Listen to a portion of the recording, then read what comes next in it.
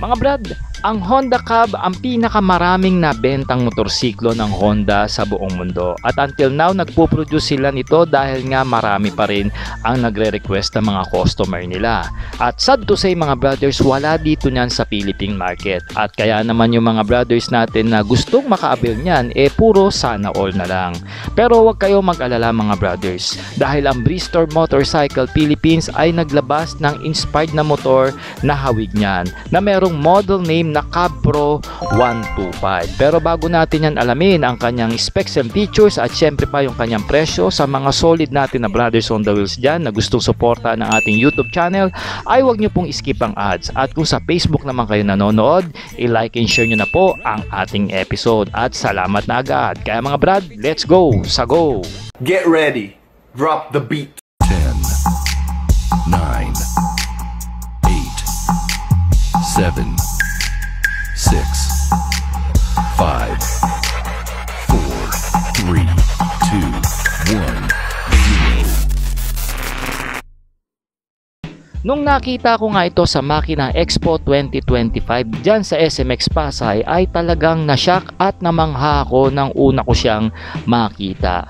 No, in person mga brad, hindi mo rin masasabi na pipitsugin ang pagkakagawa dito. Ang makikita mo kaagad dito, napaka-solid at elegante yung kanyang datingan.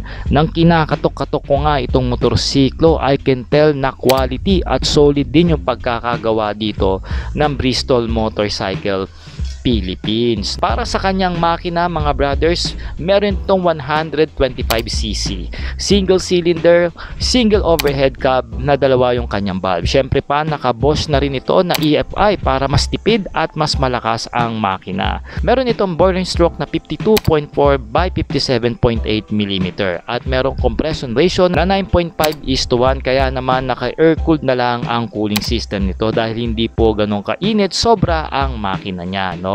Nakakapag-produce po ang makina nito ng 6.8 kilowatts at 8,000 RPM. At meron itong torque na 10 Newton meter at 6,000 RPM. Meron po siyang 4-speed mga brothers na semi-automatic, meaning wala na po siyang clutch. At ang kanyang final drive, syempre kadena yan, na merong sprocket na 14 teeth sa harapan at 38 teeth naman sa likuran. Alright.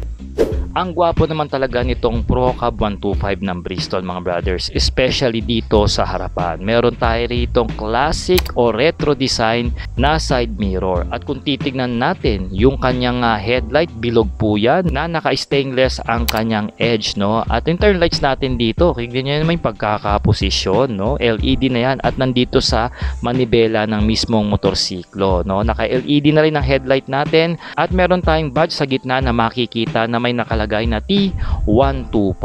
Kita nyo naman yung chrome grills niya, no? Na very classic talaga. Iba talaga pag classic bike hindi talaga basta-basta nalalaos ang kanyang datingan, no? Syempre pa meron tayong extended fender dito sa harapan para maproteksyonan po ang motorsiklo magmula sa dumi at mga alikabok. Naka-front telescopic port po ang front suspension natin dito mga brothers at meron tayong tire size na 80 by 90 at 17 inches wheel mag, no? Sana ginawa na nila nga classic tire din para talagang litaw na litaw yung pagiging classic niya, no? Meron tayo dito nga disc brake na preno at meron po yung single pad piston caliper pagdating sa kanyang disc brake. Alright. Inside profile naman mga brothers, aba, makikita nyo dyan na meron tayong badge ng Cab Pro dito sa ilalim ng upuan. At yung premium emblem ng Bristol nandyan yan sa bandang baba. At meron pa yung prime cab dito sa bandang harapan ng motorsiklo. Straight pipe nga pala ang meron nito at fully chrome po yung pagkakadali niyan mga brothers. Tignan nyo naman, paka-classic, no? At ang kulay po nito mga brothers is combination po ito ng gloss gray and gloss black, no? So maraming nga nagtatanong, no, kung single seater po ito, no? Pero palagay ko mga brad, optional po na lagyan ito ng upuan since may abang po siya. Pwede nyo po yan lagyan ng foaming at palagay ko kasama yan pagka binili nyo. Detachable lang po yan kung sakaling gusto nyo naman siya ng single seater. Quality na rin dito ang ating tapakan na magmula rito sa rider. Yan yung kambyuhan natin dyan sa kabilang pegs at syempre pa sa ating pillion section. Sabi ko nga pwede itong lagyan ng upuan dahil nakita nyo naman nakaabang yung kanyang angkasan. Dito naman sa likod mga brothers, makikita natin ang classic taillight nito na pinaiilaw na rin ng LED with the LED turn lights na rin yan na nakalabas. Ingat-ingat lang kayo rito mga brothers dahil hindi ito flexible. Ngunit ganun pa man, hindi naman siya ganun sobrang labas, no, na basta-basta matatabig, no. May sariling ilaw ang ating plaka with the reflector na rin yan. At extended po ang ating rear fender dito na classic din ang design, syempre pa, with the reflectors dito sa left and right, no. Naka drum brake naman ang ating preno rito sa likod. At meron itong tire size na 90 by 90 at 17 inches wheel mags. Palagay ko hindi pa ito naka-tubeless nung ating na-check mga brother. Ayan. And then meron tayong chain cover dito sa kabila para po hindi basta-basta marumihan ang ating kadena at sprocket. At ito naman merong dual shock dito sa likod na non-adjustable po yan. At makikita nyo rito na retro style pa rin yung kanyang rear suspension. Modern classic nga ang underbone cab na ito mga brothers. Kasi nga kung titignan natin yung kanyang manibela, makikita nyo na modernize yung pagkaka-arrangement dito ng mga switches niya, which is bumagay naman sa pagiging classic design nitong motorsiklong ito, no? Dito sa kaliwa mga brothers, meron tayong chrome na emblem dyan.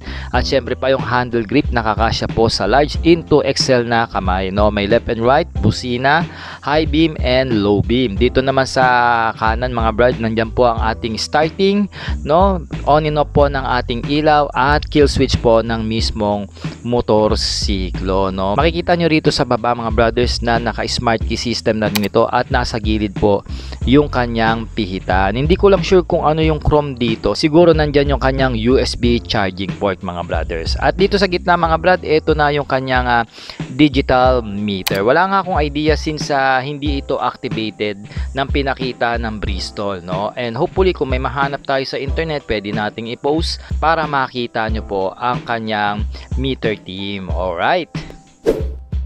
In riding ergonomics mga brothers, mas masisiyahan kayo sa motor na ito dahil isa siyang underbone cab. So it means magaang at madali natin sakyan ang motor na ito, no. For the reference mga brothers, may taas lang po ako na 5'4" at meron lang po akong reach pagdating sa braso na 20 inches at 53 kg lang ang ating bigat, no. So ganito po ang itsura niya, no. Ang seat height nito parang mga pang cruiser bike lang dahil meron lang siyang taas na 760 mm. So napaka-friendly niya po pagdating sa ating mga Filipino rider. At may bigat lang po ito mga brothers na gagaang lang ng 115 kilogram, o diba? So meron siyang wheelbase mga brothers na 1245 mm. So madali po natin itong maliliko sa mga kurbada at sa mga bangki-bangkingan. Okay. At syempre pa ang ating riding position dito upright ito. Kaya naman itong motor na ito ay naka-design sa mga city traffic mga brothers. And also sa long ride, maasahan nyo rin itong motor na ito dahil hindi tayo ganon mapapagod. Bukod na sa upright na magaang pa siyang dalhin. Kaya bike fitting mga brothers, approve ito at swak na swak sa katulad kong 5'4".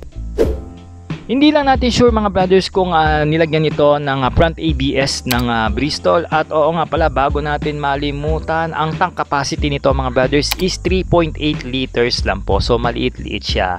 At siguro pagdating sa kanyang fuel consumption, papalo ito ng around 50 km per liter pataas, na magdidepende po yan sa inyong bigat, riding habit at sa mga road condition na daraanan nyo mga brothers. Alright? So mga brothers, na-discuss na nga natin ang specs and features ng motor na ito. Ngayon naman yung kanyang presyo. Bali nagbigay pa lang ng cash price ang Bristol Motorcycle Philippines dito na 128,800 pesos. Introductory pa lang yan mga brothers. So ang kanyang magiging original price, no, pagka nilabas na po, meron na po siyang presyo na 148,800 pesos. For me, mababa na ito kasi kung kukuha po kayo sa ibang bansa o sa Japan ng Honda Super Cab, pumapalo po yan ng 300,000 pesos kasama po doon yung duties and taxes. Samantalang itong Bristol, almost half the price at nandito na. So wala kayo po problemahin sa mga after sales at mga service nitong motorsiklong ito pagka nilabas na po nila sa mga branches nila nationwide. Okay, so mga brad, mag-comment naman kayo ng yes kung isa po kayo sa mga classic bike lover at nagustuhan nyo po itong motor ng Bristol. Ito nga yung Cabro 125. At abangan nyo pa mga brothers dahil marami pa tayong ilalabas na motorcycle walk around review dito sa ginanap na Makina Moto Expo 2025 at SMX MOA. Kaya mga brad, ride safe and cheers!